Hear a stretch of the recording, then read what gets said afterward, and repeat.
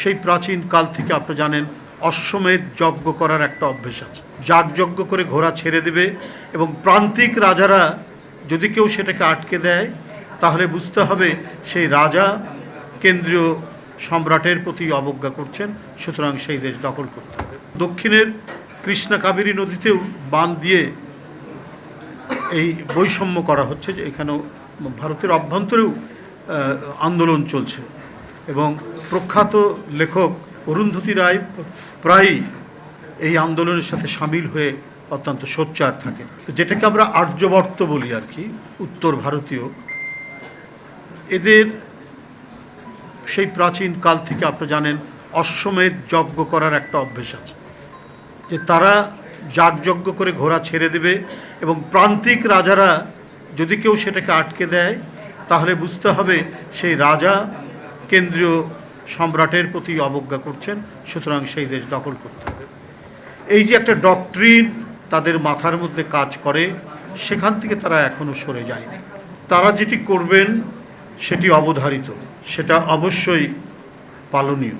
এই নীতি, সেটা আমরা যেটাই বলি না কেন, চাণক্য নীতি বলি বা অন্য যে কোনো ডক্ট্রিন বলি না কেন, তাদের হৃদয়ের অভ্যন্তরে এই ধরনের একটি কাজ করছে।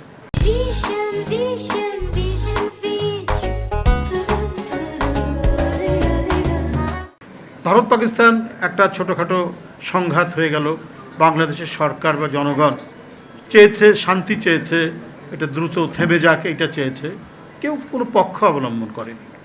কিন্তু আপনি বয়ানগুলো যদি দেখেন, লক্ষ্য করেন, দেখবেন যে এই ভারত পাকিস্তান যুদ্ধে পাকিস্তানকে তো যেভাবে তুলোধনা করা দরকার করছেই, তাদের মিডিয়া, অবশ্য সেখানকার মানুষও বলে গদি মিডিয়া, মানে গদির সাথে সংশ্লিষ্ট যে মিডিয়া, তারা বাংলাদেশকেও টেনে নিয়ে আসছে এই অপপ্রচারের সাথে।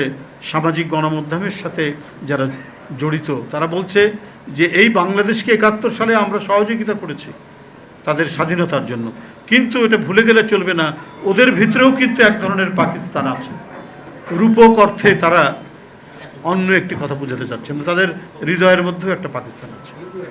তো এই যখন মেন্টালিটি, এই যখন মানসিকতা, আমরা সেইখান থেকে সমমর্যাদা সম্পন্ন কোনো কিছু পাবো এটা আশা করা যায়।